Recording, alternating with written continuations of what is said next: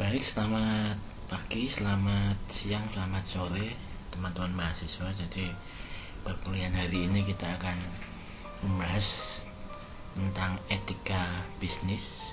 Jadi seorang wirausaha, seorang pengusaha, mereka juga harus memahami, harus tahu apa itu etika bisnis, karena itu juga salah satu hal yang penting untuk bisa dikembangkan. Nah, kita akan melihat dulu mengenai tujuan pengajarannya adalah memberikan pemahaman bagaimana berwirausaha dengan tetap memperhatikan etika bisnis, kemudian mempersiapkan wirausaha yang memiliki etika baik dalam berbisnis. Nah, ini tujuan dari pembelajaran kita untuk sesi ini. Kompetensi dasarnya adalah ini, mengerti dan memahami bagaimana menerapkan etika bisnis dalam sebuah usaha. Jadi ketika kalian punya usaha nanti, ketika kalian berusaha untuk menjadi wirausaha, ya kalian harus memahami bagaimana menerapkan etika bisnis dalam usaha kalian.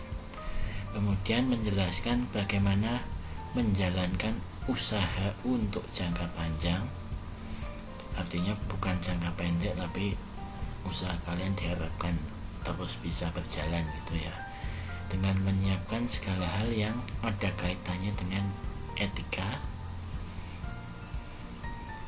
baik dalam relasi internal ataupun eksternal. Jadi etika yang dikembangkan, etika baik yang dikembangkan itu dikaitkan dengan relasi internal maupun eksternal. Nah, internal ini yang dikaitkan dengan istilahnya dalam organisasi, sedangkan kalau eksternal itu di luar organisasi. Artinya etikanya harus seimbang, antara yang di dalam juga baik, yang hubungannya dengan luar pun juga harus baik. Oke, slide selanjutnya, ini referensi yang saya gunakan adalah ini bukunya Pak Renal Kasali, Manual Kewirausahaan untuk Program Strata 1 Rumah Perubahan dan Bank Mandiri Jakarta. Kemudian Velasquez Manuel 2005, Etika Bisnis, Konsep dan Kasus, edisi 5, diterjemahkan oleh Ana Purwaningsih Kurniato. Nah, bukunya ini dua buku yang saya gunakan untuk saling melengkapi, intinya gitu ya. Walaupun yang utama saya ambilkan dari bukunya Renal Kasali. Nah, kita lihat pendahuluannya dulu. Jadi, menjadi wirausaha bukanlah jalan pintas untuk menjadi kaya. Nah, yang kita garis bawahi di sini adalah jalan pintas. Jadi sebagian atau mungkin banyak orang yang selalu berpikir menjadi wirausaha kalau bisa dia cepat kaya, cepat sukses. Tapi juga harus dipahami kalau menjadi wirausaha itu butuh tahapan, butuh perjuangan. Tidak bisa sesuatu itu langsung instan, tidak bisa cepat, harus melalui suatu proses. Bahkan prosesnya pun bisa jatuh dan bangun, artinya bisa gagal, coba lagi, gagal dan coba lagi. Itu harus bisa istilahnya melalui proses-proses tersebut. Kemudian wirausaha adalah sebuah perjuangan. Jadi perjuangan, kalau kita ngomong perjuangan di sini ya mengusahakan dengan pengorbanan. Jadi sesuatu yang diusahakan dengan pengorbanan itu yang disebut dengan perjuangan. Artinya apa yang tujuan kita untuk sukses itu harus kita usahakan dengan banyak pengorbanan. Nah, mungkin tiap-tiap orang pengorbanannya berbeda-beda ya, tapi yang jelas itu sesuatu yang harus dibayar, intinya sesuatu yang harus korbankan untuk memperoleh tujuan keberhasilan tersebut. Kemudian apapun yang dilakukan, kewirausahaan tidak dapat dibangun dalam tempo sekejap, tidak bisa langsung instan. Terus harus dia misalnya dia menciptakan produk, kemudian memperkenalkan produknya, kemudian dia harus cari modalnya, kemudian harus memasarkan produknya sendiri.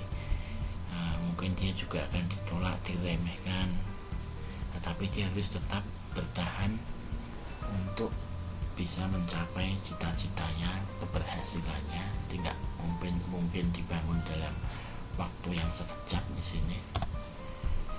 Kemudian kalau Anda merasa telah berhasil dalam waktu yang singkat, perlu direnungkan apakah pondasinya sudah cukup kuat, kemudian apakah sukses yang diperoleh itu diraih dengan jujur dan halal, apakah bisnis Anda real atau spekulasi atau fiktif, atau ada pihak yang dirugikan. Apakah Anda sudah memenuhi syarat dan kewajiban Anda. Ini hal-hal yang mungkin baru direnungkan ketika berhasil dalam waktu singkat. Walaupun kita kalau melihat ada juga orang yang sukses dengan sangat cepat gitu ya, boomingnya dengan sangat cepat, tetapi ketika kita lihat dia juga punya perjuangannya sendiri, punya yang namanya pengorbanannya sendiri. Kita akan lihat slide berikutnya. Ketika kalian nanti merintis menjadi wirausaha, beberapa pertanyaan yang mungkin perlu kalian renungkan dahulu ya. Ini apakah benar ada cara yang instan dan yang halal untuk menjadi kaya atau sukses? Kemudian apa yang dilakukan orang agar dia menjadi kaya atau sukses? Kemudian apakah dengan kaya otomatis Anda menjadi wirausaha? Kemudian apakah Anda sudah pantas hidup bergelimang harta? Hal-hal ini yang perlu direnungkan ketika kita mau menjadi calon wirausaha. Yang perlu diingat adalah berusaha dengan memegang teguh nilai etika sedari Anda muda, dan jangan berkompromi sekecil apapun. Jadi membangun karakter, dan karakter itulah yang nantinya menciptakan reputasi. Kita mau lihat apa yang namanya reputasi dan apa itu yang namanya karakter. Ini reputasi dan karakter. Jadi reputasi itu adalah nama baik yang diperoleh dari perbuatan atau tindakan. Sedangkan kalau karakter itu tabiat atau watak atau budi pekerti yang membedakan seorang dengan yang lain. Jadinya kalau menurut kalian reputasi atau karakter dahulu ini harus punya reputasi atau karakter dahulu? Kalau menurut saya ya memang kita harus punya karakter dulu ya. Jadi harus bangun karakternya, artinya membangun tabiatnya, membangun watak kita, membangun budi pekerti yang baik yang membedakan pengusaha dengan pengusaha yang lain. Kalau pengusaha yang lain dalam tanda kutip watak atau tabiatnya kurang baik, ya kita harus memperbaiki tabiat kita, watak kita, budi pekerti kita, supaya kita bedanya adalah beda dalam konteks positif gitu. Ketika karakter sudah dibangun, intinya kita sudah mulai mampu melatih karakter kita. Misalnya kita bisa menjadi lebih sabar, tidak pemarah gitu ya. Ini pemarah internal, jadi nggak pemarah kepada pegawai-pegawainya misalnya, kemudian tidak suka menipu, kemudian jujur dan lain sebagainya, otomatis reputasi kita atau nama baiknya akan meningkat, atau istilahnya karakternya baik, kemudian reputasinya juga akan ikut mengikuti menjadi baik. Nah, di sini reputasi kan nama baik yang diperoleh dari perbuatan atau tindakan. Artinya ketika kita membangun karakter itu sama dengan membangun reputasi atau membangun nama baik. Nah, pada akhirnya nanti nama baik ini akan berpengaruh kepada kepercayaan seseorang kepada kita. Ya, kepercayaan seseorang ini tentunya akan sangat penting bagi seorang pengusaha. Ketika dia sudah dipercaya seorang, kita bisa memperoleh misalnya banyak orang yang mau mempercayakan bisnisnya kepada kita, mau bekerja sama, kemudian mau menginvestasikan uangnya untuk ikut dalam usaha kita, kemudian mau mengembangkan, mau bersama-sama mengembangkan. Nah, ini hal yang penting untuk kita ketahui ketika reputasi kita menjadi baik dan kepercayaan itu bisa ditumbuhkan. Nah, sekarang kita akan lihat definisi dari etika itu sendiri. Nah, etika itu berasal dari Yunani kuno ini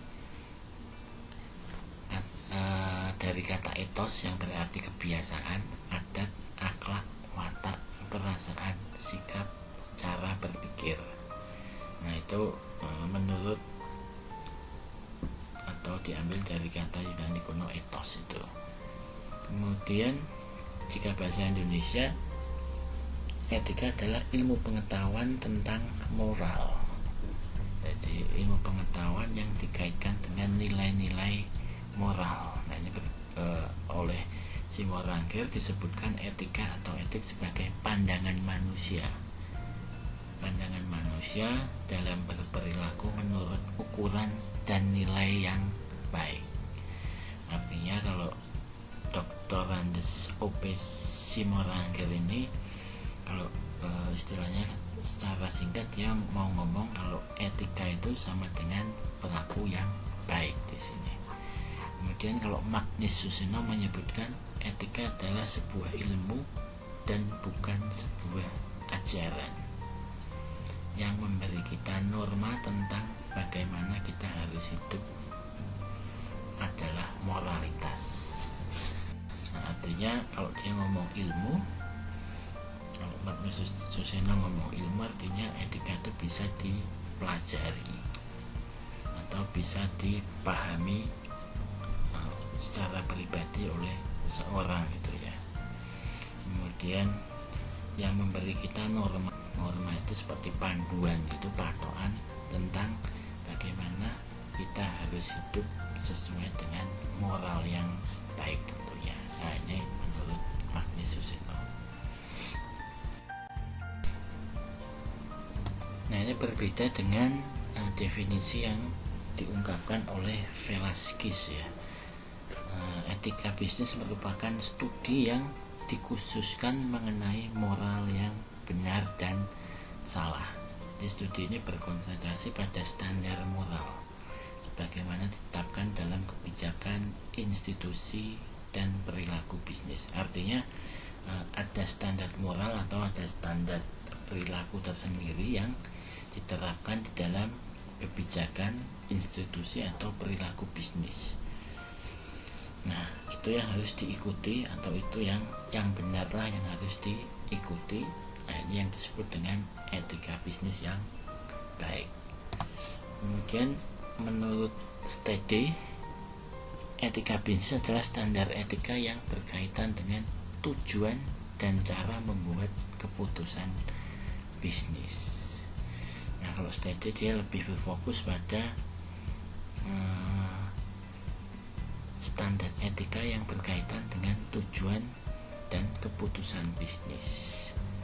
Jadi tujuan dan keputusan bisnis ini dikaitkan dengan standar etika yang dijalankan dalam sebuah perusahaan atau organisasi itu ya. Kemudian Hill dan Stone menyebutkan etika bisnis merupakan suatu ajaran untuk membedakan antara salah dan benar guna memberikan pembekalan kepada setiap pemimpin perusahaan ketika mempertimbangkan untuk mengambil keputusan strategis yang terkait dengan masalah moral yang kompleks. Nah, Hill dan Jones ini hampir sama pendapatnya dengan Stady. Jadi istilahnya etika bisnis ini diarahkan untuk mengambil sebuah keputusan strategis itu ya, tapi didasarkan atas moral yang atau istilahnya aturan moral yang ditentukan di sebuah organisasi. Dan di sini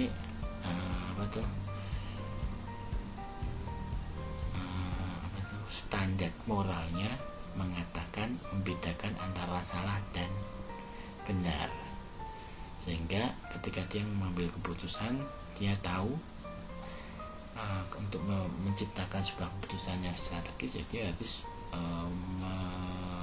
istilahnya mengacu kepada standar moral yang baik di situ atau yang benar di situ. Nah, secara sederhana yang dimaksud dengan etika bisnis adalah cara-cara untuk melakukan kegiatan bisnis yang mencakup seluruh aspek yang berkaitan dengan individu, perusahaan, industri, dan juga masyarakat. Nah, di sini didefinisikan kalau etika bisnis itu adalah cara-cara atau istilahnya ini ya, cara itu seperti apa ya, cara untuk melakukan kegiatan bisnis yang mencakup seluruh aspek dalam organisasi itu yang berkaitan dengan individu, perusahaan, industri, dan juga masyarakat.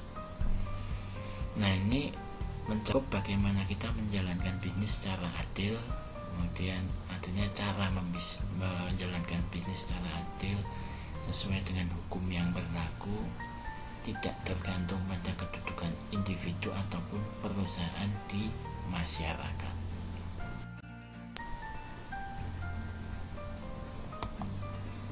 Nah, bagaimana berbisnis dengan etis? Nah, kita akan lihat satu-satu. Nah, yang pertama adalah harus berperilaku jujur dalam menjalankan aktivitas bisnis. Nah, ini meliputi seluruh aspek dalam menjalankan usaha. Artinya ketika kita istilahnya ketika kita melakukan atau menjalankan bisnis kita, ya seluruh aspek juga harus mengacu kepada kejujuran. Jadi tidak hanya satu aspek saja atau satu elemen saja yang kita fokuskan kejujurannya, tetapi semua aspek harus memberlakukan yang namanya atau berprinsip pada kejujuran. Nah, tentunya ini juga bukan hal yang mudah, jadi organisasi harus melatih individu yang ada dalam organisasi untuk menciptakan istilahnya perilaku jujur, kemudian sikap jujur ini, supaya ini menjadi yang namanya budaya. Jadi ketika dia sudah menjadi sebuah budaya dalam organisasi atau perusahaan, tentunya akan memudahkan organisasi untuk menetapkan standar etika atau istilahnya mempertahankan etika bisnisnya yang punya prinsip kejujuran ini untuk jangka yang panjang gitu ya, ataupun istilahnya bila perlu abadi. Jadi selama perusahaan itu berdiri ya dia tetap punya prinsip kejujuran dengan siapapun, dengan dalam aspek apapun, dalam elemen apapun, dalam keadaan apapun. Itu maksud dari poin ini. Kemudian mentaati tata nilai.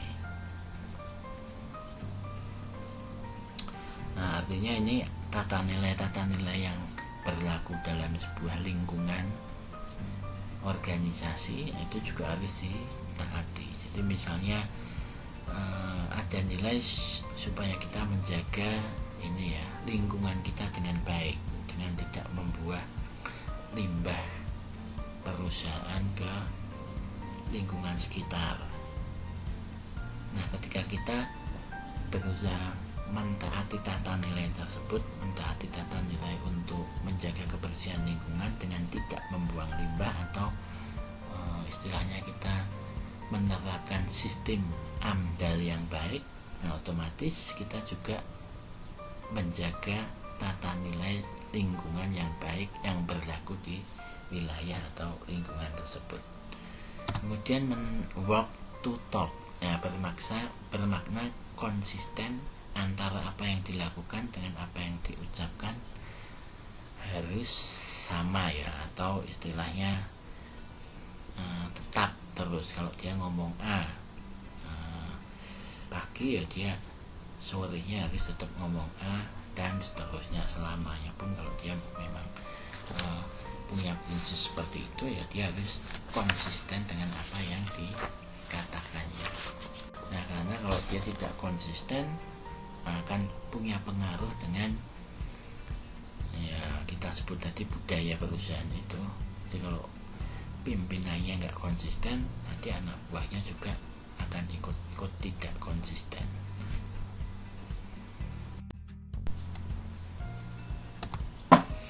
Nah, pemahaman mengenai etika dalam berbisnis. Nah, usaha yang langgeng adalah usaha yang dijunjung oleh nilai etika. Kemudian perusahaan yang tumbuh menjadi besar itu biasanya dimulai dari orang yang dari awal memegang teguh nilai moral dan etika. Jadi dari awal ketika dia membangun bisnisnya, ketika dia mulai merintis usahanya, dia sudah mulai memegang teguh nilai-nilai moral dan etikanya. Nah, ini yang sempat tadi saya sudah sampaikan di slide sebelumnya. Pada akhirnya moral dan etika ini membangun yang namanya reputasi atau nama baik. Nah, nama baik ini yang akhirnya menciptakan kepercayaan di sini. Nah, kalau kepercayaan sudah ada, banyak orang yang percaya kepada kita. Nah, otomatis kita harus menjaga kepercayaan itu dengan tidak sembarang dalam berkata-kata ataupun bertindak. Nah, ini saya ingat ada sebuah koran yang saya baca. Jadi mantan pemiliknya Bank Suma, dia jatuh bangun, dia pernah harus istilahnya karena di keluarganya itu adiknya kalau nggak salah ya, dia punya hutang yang besar yang dikaitkan dengan juga ini ya usaha perbankan. Nah, si kakak ini tidak otomatis meninggalkan adiknya, tapi dia berusaha untuk membantu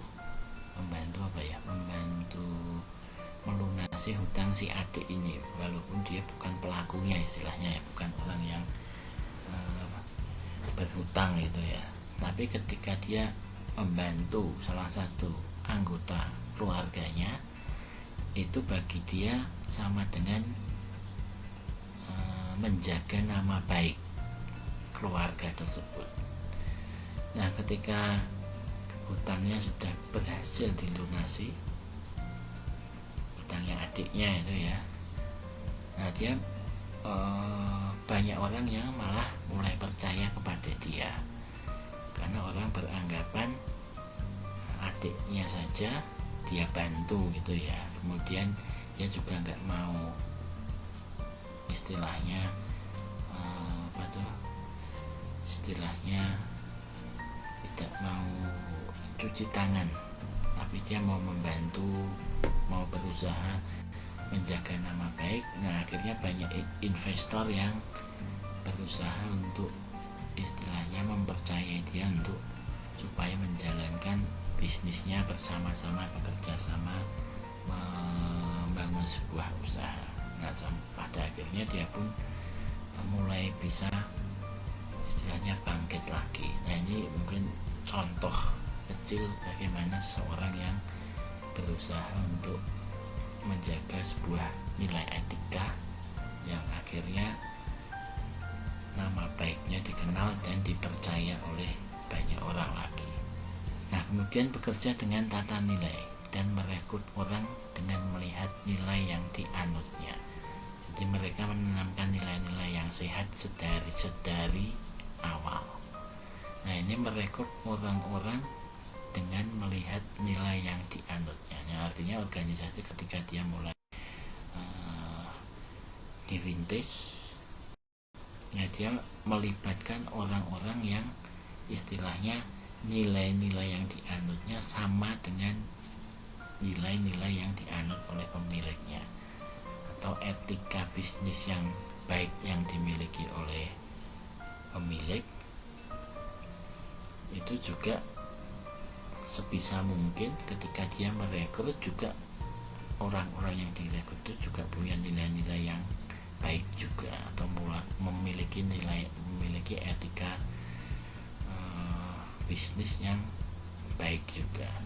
Nah, ini salah satu strategi perusahaan supaya ketika dia membangun budayanya tidak terlalu susah, karena kalau nilai-nilai yang dianutnya berbeda, untuk membuat budaya etika bisnis ini menjadi baik akan sangat susah, karena harus ini memperbaiki satu persatu. Tapi kalau nilai-nilainya setiap individu itu tidak terlalu jauh, maka akan mudah untuk membangun etika bisnisnya, dan otomatis organisasi juga akan lebih berkembangnya menjadi lebih baik gitu.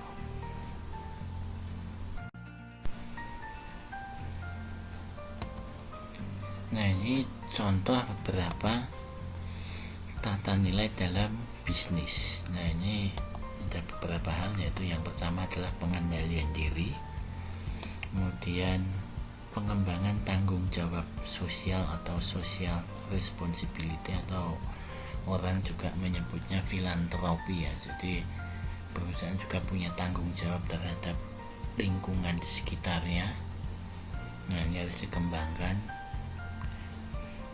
Kemudian mempertahankan jati diri dan tidak mudah untuk terombang-ambing dengan oleh pesatnya perkembangan informasi dan teknologi. Nah, artinya ya tidak boleh begitu cepat percaya terhadap hoax gitu ya, atau berita bohong. Harus kita cek dulu supaya kita tidak berprasangka buruk terhadap orang lain, nanti jadinya salah paham.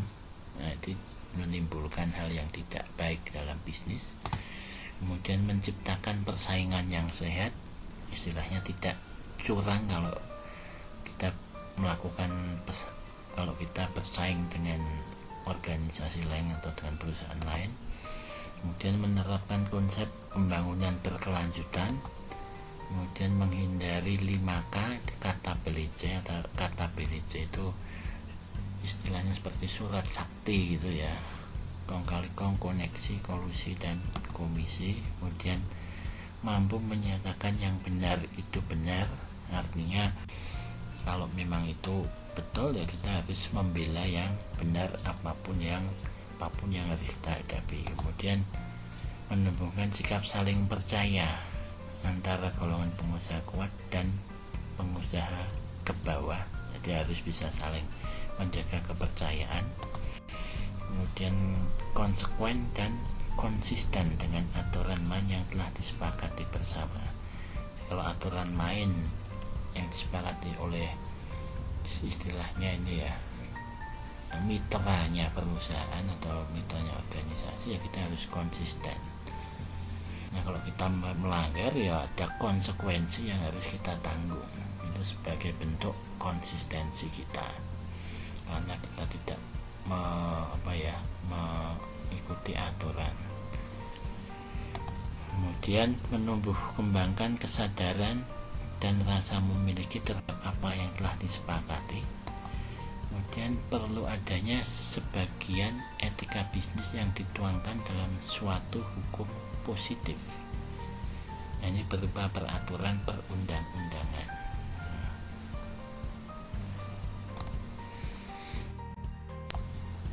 Nah, kemudian apa pentingnya etika? Nah, etika ini suatu pedoman untuk mendapatkan hidup yang bernilai atau hidup yang bermartabat di sini. Nah, pedoman ini lebih sifatnya ke arah moral gitu ya. Kemudian etika memberikan petunjuk tindakan apa yang benar dan apa yang salah. Nah, ini diambil dari The World Book Encyclopedia tahun 2008. Etika mengajukan pertanyaan tentang benar dan salah dengan menggunakan metode reasoning, bukan benar salah menurut kepercayaan atau tradisi. Ya, artinya pertanyaan benar atau salah itu didasarkan pada sebuah metode. Kalau ngomong reasoning ini berarti ada alasannya apa gitu ya.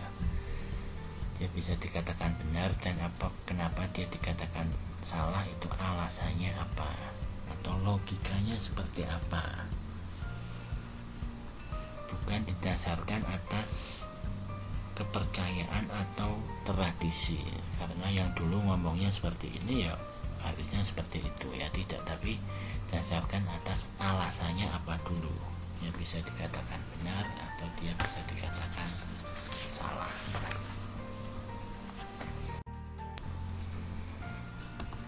Nah, oleh karena itu selalu ada alasan mengapa kita harus memegang teguh etika. Nah, perhatikan pernyataan berikut dan lihat apa yang Anda dapat lakukan kalau Anda konsisten menjalankan apa yang Anda katakan. Ya, tadi kita sempat ngomong di slide sebelumnya terkait dengan konsistensi ya. Jadi yang namanya etika itu ya dia harus punya konsekuensi dan konsistensi. Nah, ini contohnya. Jadi apa yang saya katakan di kolom paling kiri dulu ya, saya bilang pada karyawan datang ke kantor tepat waktu. Nah, harus konsisten, apa yang kita bilang dengan apa yang kita lakukan harus sama. Nah, ini di sini saya tiba tepat waktu. Kemudian respon mereka, nah ini dalam upaya membentuk sebuah budaya perusahaan yang memiliki etika yang baik. Nah, akhirnya mereka juga datang tepat waktu. Jadi positif akhirnya. Sedangkan yang kedua saya katakan pada karyawan bersikaplah positif. Nah, kemudian saya menunjukkan sikap-sikap positif, tidak hanya ngomong tapi juga melakukan. Nah, otomatis mereka juga terpengaruh untuk punya perilaku positif. Kemudian saya katakan pada karyawan utamakan pelanggan. Nah, kemudian saya akan memberikan contoh mendahulukan konsumen di sini. Nah, otomatis mereka juga akan melihat dan juga akan mengutamakan konsumennya. Nah, artinya sebuah etika itu juga harus diikuti dengan yang namanya perilaku. Jadi kalau kita cuma ngomong tapi tidak ada perilaku, ya otomatis tidak dianggap sebagai sesuatu yang konsisten. Nah, ini berbeda dengan tabel yang satu. Itu yang di sini tidak konsisten atau unkonsisten ya di sini ya. Ya, saya bilang pada karyawan datang ke kantor tepat waktu, tapi yang dilakukan, dia selalu terlambat. Jadi apa yang dikatakan dengan apa yang dilakukan atau perilakunya berbeda. Kemudian karyawan ada yang tepat waktu dan ada yang tidak. Nah, pada akhirnya membangun sebuah budaya yang tidak ke arah positif tapi ke arah negatif di sini. Nah, sama dengan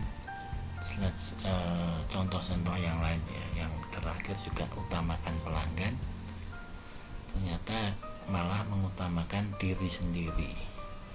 Nah, beberapa orang mendahulukan pelanggan, yang lain juga tidak. Nah, ini beberapa contoh yang dikaitkan dengan konsistensi dan etika bisnis.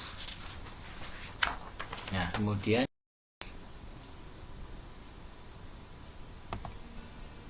Peter Kostenbaum tahun 2002 dia memberikan formula untuk memahami etika sebagai melayani sesama. Jadi si Peter ini teorinya dia menyebutkan kalau etika itu sama dengan melayani sesama. Nah, caranya adalah ini: jangan melakukan sesuatu pada orang lain atas apa yang kita sendiri tidak senang menerimanya. Jadi kalau kita tidak senang diperlakukan seperti apa, yaitu jangan dilakukan kepada orang lain. Nah, jadi misalnya kalau kita memang tidak mau dibohongi, ya kita tidak boleh membohongi orang lain. Kalau di dalam bisnis kita juga tidak mau ditipu, ya jangan sampai kita menipu rekan bisnis kita. Intinya Peter Kostenbaum seperti itu. Kemudian melayani sesama juga berarti Anda mau melihat dari kacamata orang lain. Jadi artinya melayani sesama itu sama juga dengan menganggap diri kalian itu sama dengan orang yang kalian layani itu. Jadi intinya seperti itu. Kemudian seringkali orang tidak menyadari perbuatannya akan mencelakakan orang lain sebelum waktunya tiba. Jadi artinya kadang kita tidak menyadari kalau apa yang kita perbuat itu punya dampak yang signifikan atau dampak yang besar terhadap orang lain di suatu waktu gitu ya. Jadi misalnya apa ya? Misalnya saja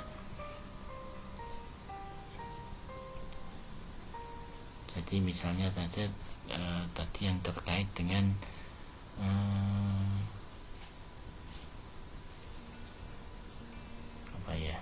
istilahnya gini aja lah. Contohnya yang sederhana aja, misalnya ada seseorang yang ketika kita berbisnis, istilahnya kita melakukan korupsi kecil-kecil gitu ya. Kalau tanda kutip kecil-kecil, hanya mungkin dikorupsi 100.000, 50.000, kita menganggapnya hal itu hal yang kecil itu. Tetapi kita tidak tahu dampaknya kalau dilakukan sampai 3 tahun, 5 tahun, 10 tahun, dan itu dilakukan oleh orang banyak, itu punya dampak yang besar terhadap sebuah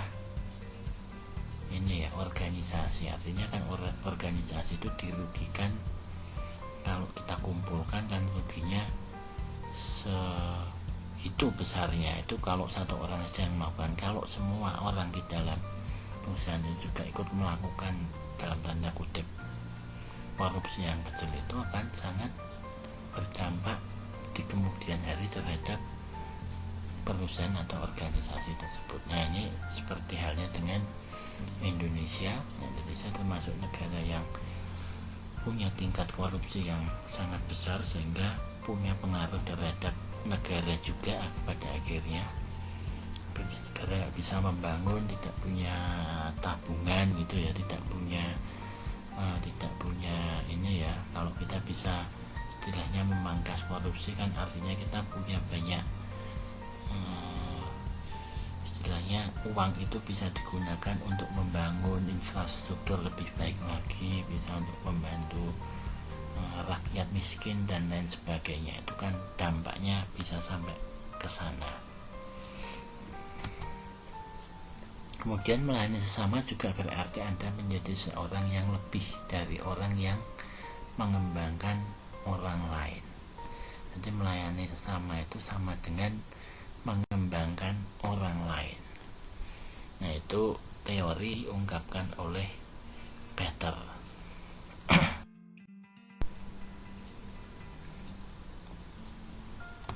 Nah, yang berikut adalah tips terkait dengan etika bisnis. Jadi ini ada beberapa hal di sini. Jangan masuk ke dalam bisnis yang tidak real, dan dalam tanda kutip maksudnya ya, apalagi yang menjanjikan kekayaan dalam waktu cepat atau instan. Dan hindari membaca buku yang menjanjikan cara-cara cepat, instan, dan memotong kompas. Nah, tidak real ini mungkin intinya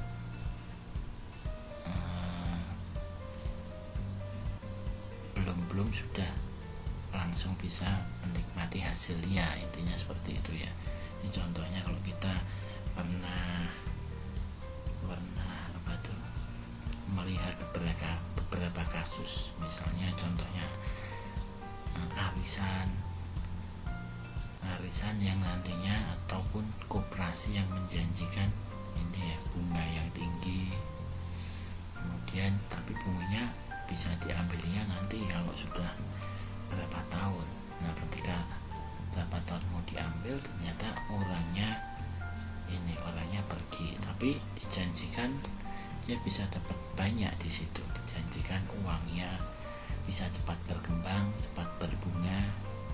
Kemudian kalau dia memeriksa hasil dari tabungannya tercatat memang ini ya bunganya tinggi, tapi tidak bisa diambil atau istilahnya tidak realnya di situ, tidak bisa langsung dinikmati, tapi nunggu dulu.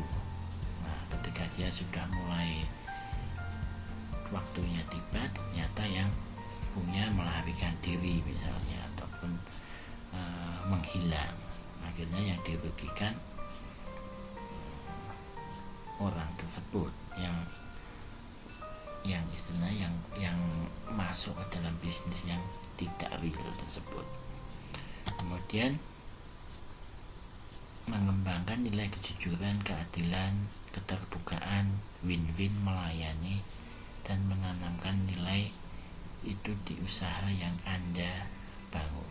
Nah, ini beberapa nilai moral yang dikaitkan dengan etika bisnisnya. Jadi ada kejujuran, kemudian adil berperilaku, khususnya di dalam internal organisasi, kemudian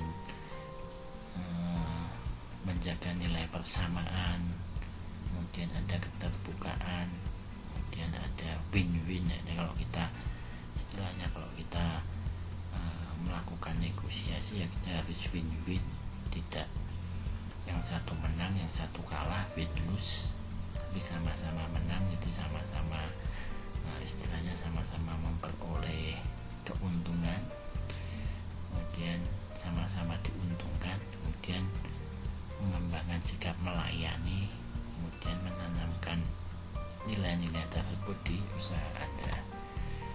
Kemudian jangan tergoda untuk cepat berhasil. Jadi ingat, semua ada waktunya. Waktu yang terlalu cepat dipacu dapat berisiko negatif. Nah, ini artinya kalau kita tergoda untuk cepat berhasil, nah kita juga tergoda atau kita terpengaruh untuk melakukan hal-hal yang melanggar etika tersebut. Kita bisa melakukan hal-hal yang sifatnya negatif, curang, kemudian lebih merugikan bisnis kita tidak jujur, tidak terbuka, dan lain sebagainya ya. Kemudian merekrut karyawan yang jujur dan menjalankan apa yang Anda ucapkan atau konsisten di sini maksudnya.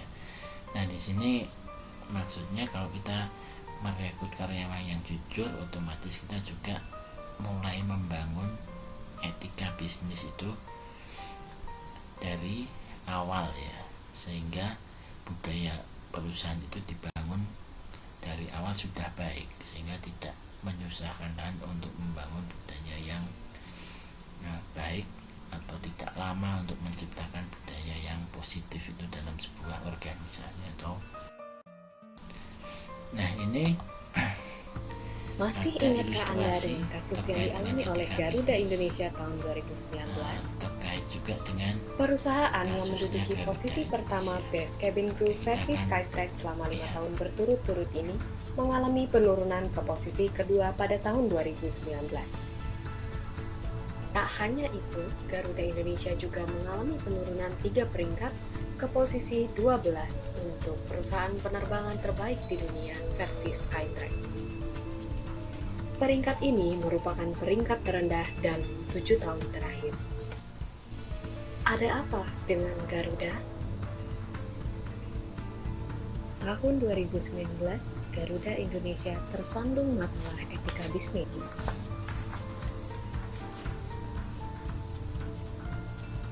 Diawali oleh kasus penyelundupan onderdil Harley Davidson dan 2 buah sepeda Brompton pada pesawat Airbus A330-900neo yang terbang perdana dari Prancis ke Indonesia yang berakhir dengan pencabutan Direktur Utama PT Garuda Indonesia pada tahun 2019.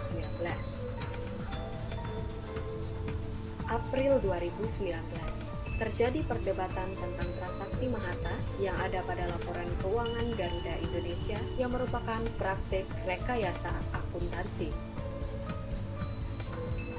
Praktik ini sempat menimbulkan mogok kerja bagi para karyawan dan asosiasi pilot.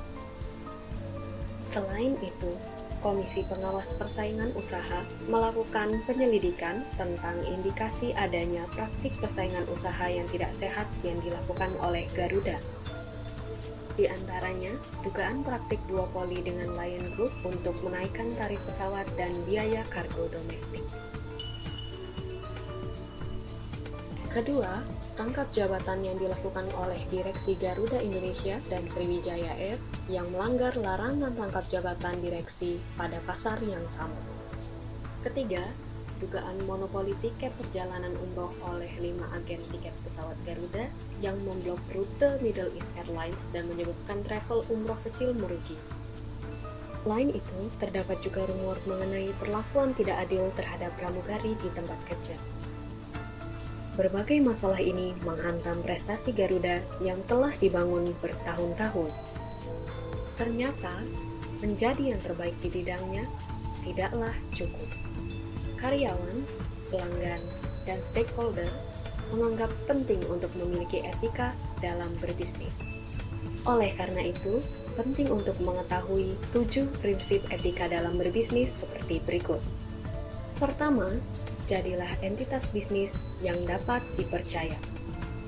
Kedua, selalu terbuka dengan masukan terkait etika. Ketiga, menghormati komitmen dan kewajiban. Keempat, jangan salah menggambarkan, melebih-lebihkan, atau berbohong tentang kegiatan bisnis kita. Kelima, tunjukkan tanggung jawab sosial sebagai bagian dari warga negara. Keenam, tingkatkan pengetahuan dan transparansi akuntansi untuk mengidentifikasi dan mengeliminasi aktivitas yang mencurigakan. Ketujuh, perlakukan orang lain dalam bisnis sebagaimana kita ingin diperlakukan. Gunakan ketujuh prinsip tersebut untuk membangun budaya etis dengan membuat kode etik, mencontohkan dari manajemen atas bagaimana menerapkan kode etik tersebut, dan memberi ruang untuk melakukan pengaduan. Garuda dapat menggunakan prinsip-prinsip etika bisnis ini untuk kembali ke posisi teratas seiring dengan selalu meningkatkan pelayanannya hingga menjadi yang terbaik. Agar tetap eksis di dunia bisnis, perusahaan harus siap untuk menerapkan etika dalam berbisnis. Unggul di bidangnya dan beretika menghasilkan organisasi yang terbaik. Sekian informasi hari ini. Jangan lupa like, komen, dan subscribe.